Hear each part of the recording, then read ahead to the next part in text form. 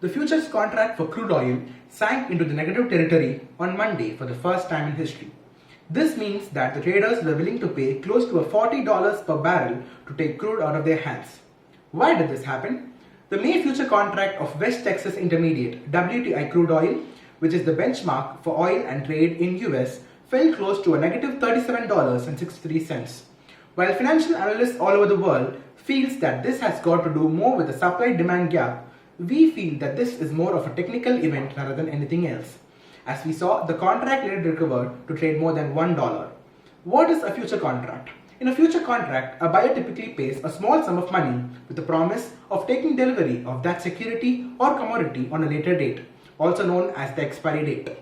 With the May future contract set to expire on Tuesday, that is the 21st April, it basically means that the holders of this contract had to take a physical delivery of the barrels of oil from Cushing, Oklahoma.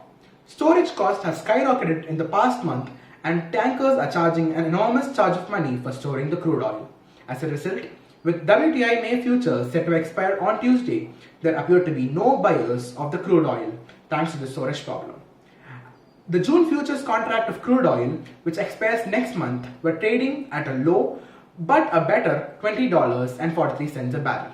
Brent crude oil, which is the benchmark of oil and trade in London, was down at $25.55.